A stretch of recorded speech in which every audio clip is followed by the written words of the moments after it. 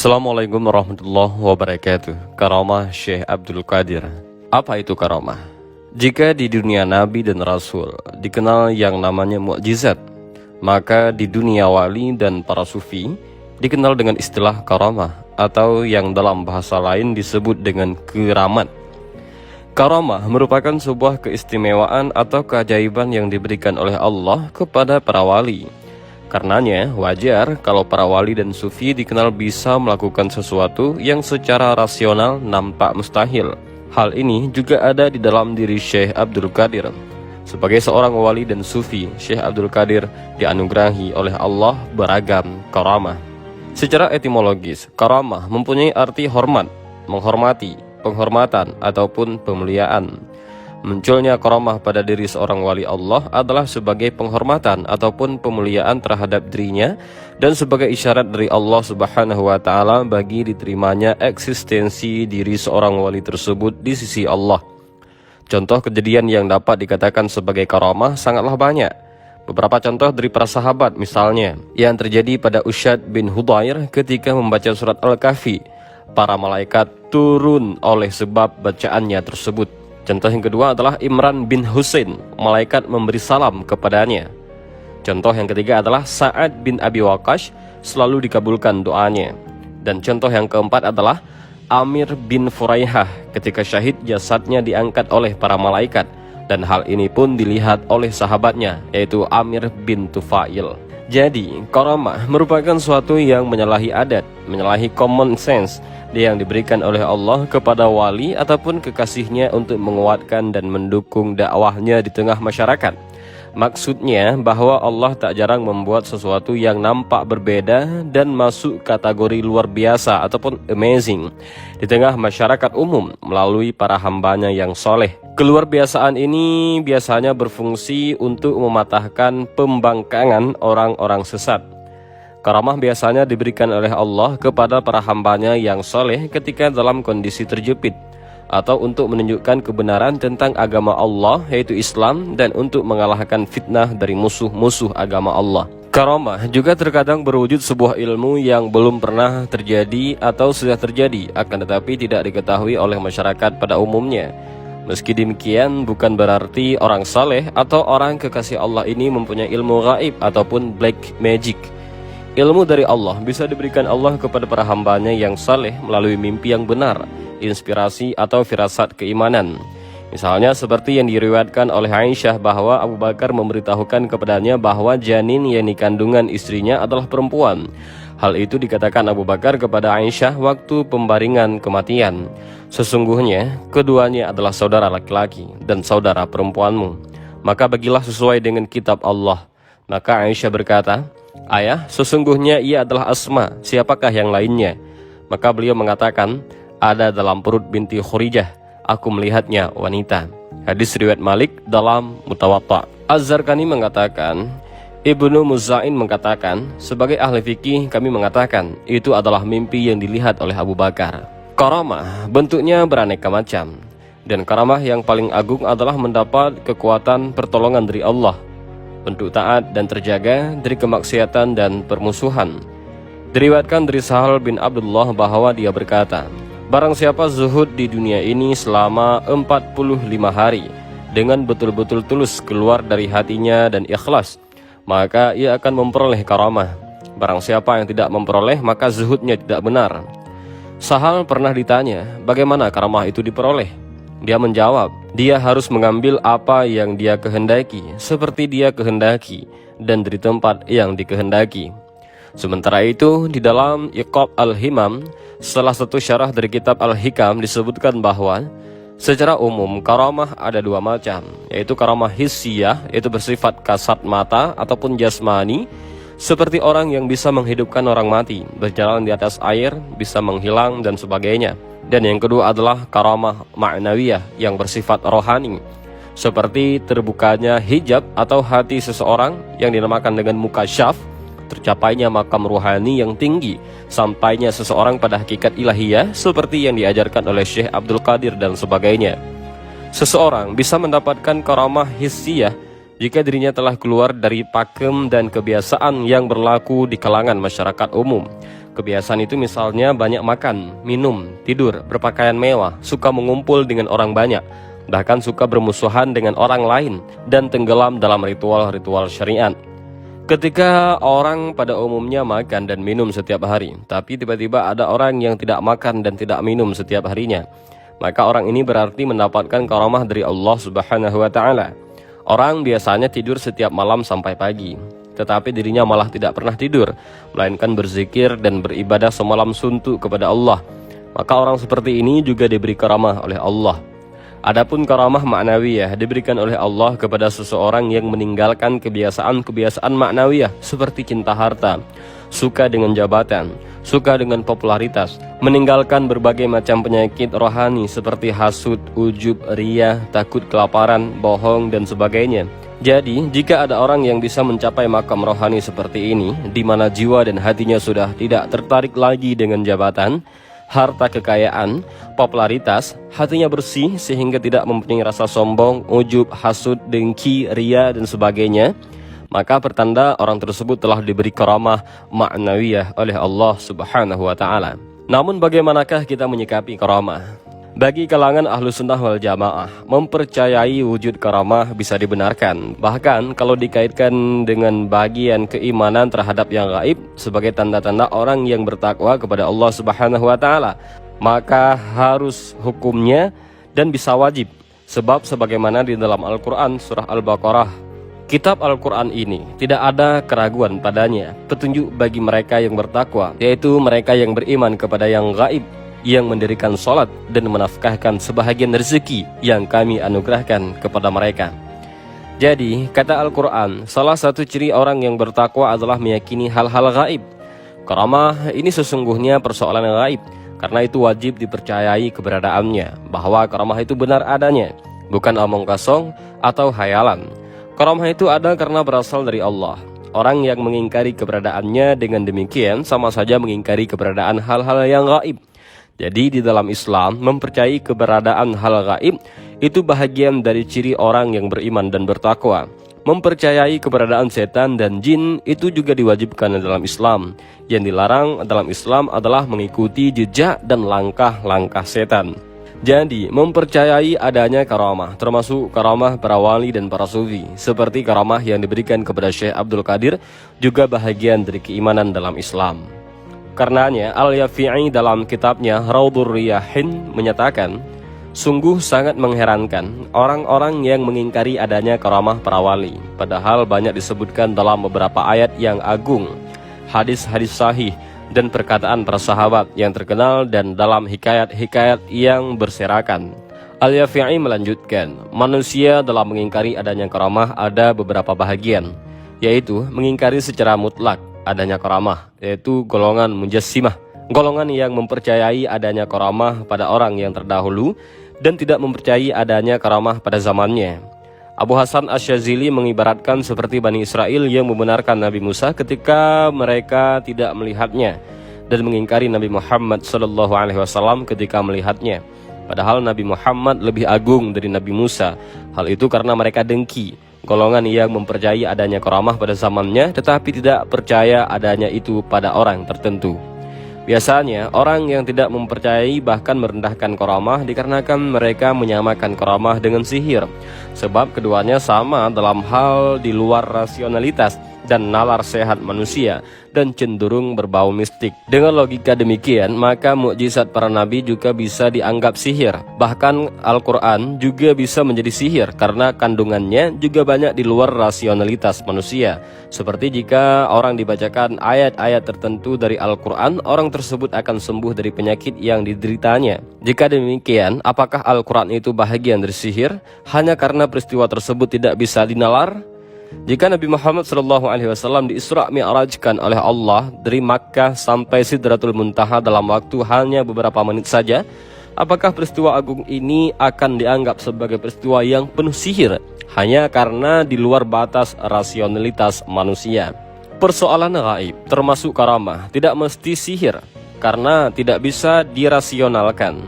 Sihir atau tidak terletak pada apakah ia bisa dinalar secara rasional ataukah tidak, tapi lebih pada maknanya.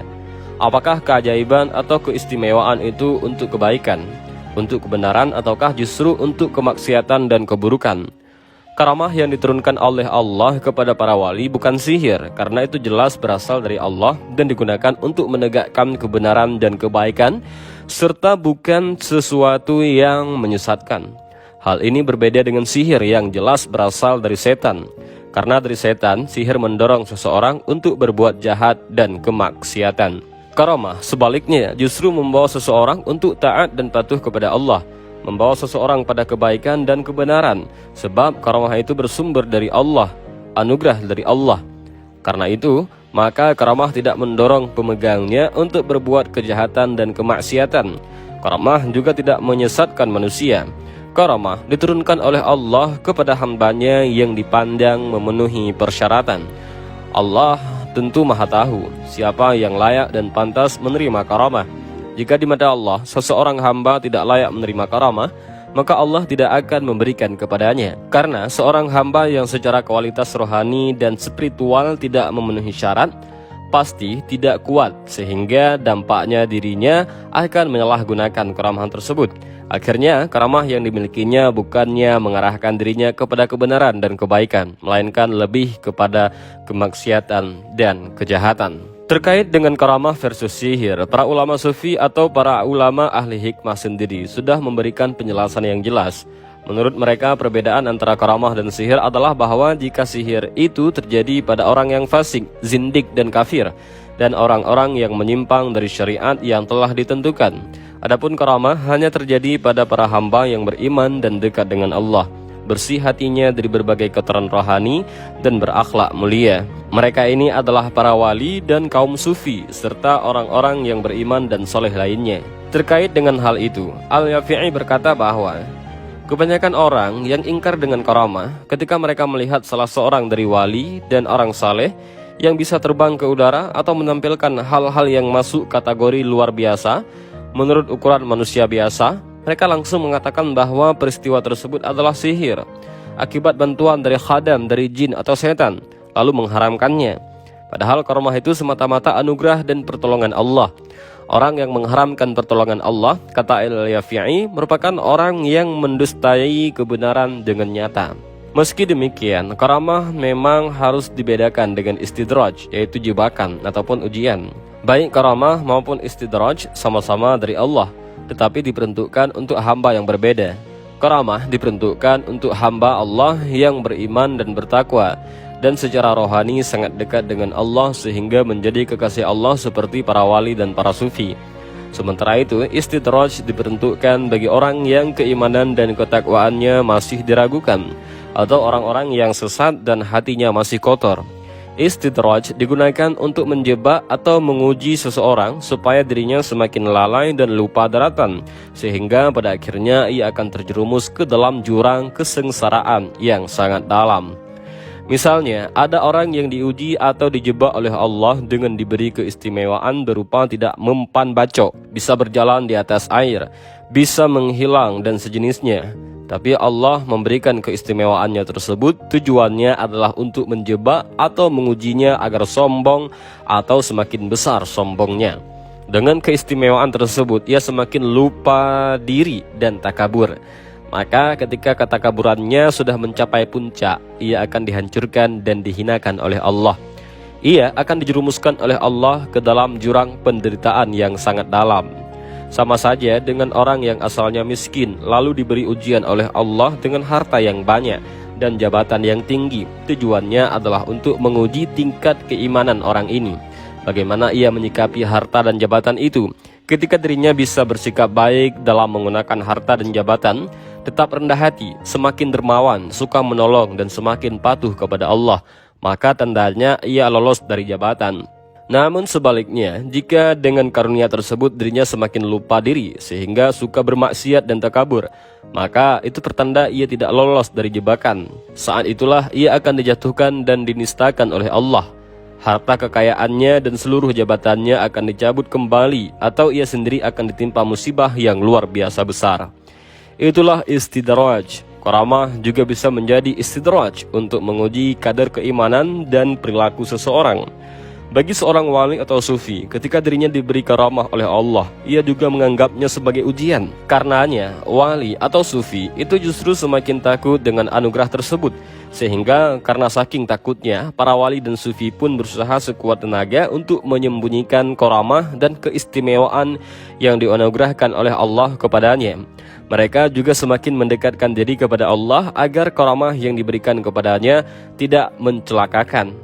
Ini berbeda dengan orang-orang yang tidak mempunyai kadar keimanan dan moralitas yang mumpuni. Baru diberi karamah sedikit saja, ia langsung sombong, suka pamer, petentang-petenteng, dan merasa dirinya paling hebat sedunia. Akhirnya, karamah yang diberikan kepadanya pun menjadi ujian yang akhirnya mencelakakan dirinya. Karenanya, apakah karamah itu menjadi anugerah ataukah istidraj? Itu sepenuhnya tergantung pada orangnya. Jika dirinya memang mempunyai kualitas mental dan spiritual yang baik, mempunyai ketahanan moral yang kuat, maka ia akan sadar dan paham bahwa karamah yang dia terima dari Allah itu sesungguhnya ujian yang berat, dan ia pun tidak akan sembarangan menggunakannya. Sebaliknya, ia akan sembunyikan serapat-rapatnya agar tidak diketahui oleh orang lain. Karamah tersebut kemudian membawanya kepada peningkatan keimanan, ketakwaan, dan kesalehan. Karenanya, karamah itu bukan menjadi penghalang, melainkan justru menjadi media bagi seorang wali atau sufi untuk semakin dekat dan tunduk kepada Allah Subhanahu wa Ta'ala yang diwujudkan dalam perbuatan dan perilaku yang baik. Oleh sebab itu, jangan terburu-buru silau atau terkesan dengan karamah. Ketika ada orang yang mempunyai keistimewaan tertentu, jangan buru-buru memandang dia sebagai wali atau orang yang suci dan dekat dengan Allah. Bisa jadi orang itu sedang diuji oleh Allah dengan kemampuannya. Cara paling sederhana untuk membedakan apakah orang yang dianugerahi keistimewaan itu tergolong sebagai wali Allah atau malah orang yang sedang mendapatkan istidraj adalah melihat perilakunya. Bagaimana ibadahnya kepada Allah.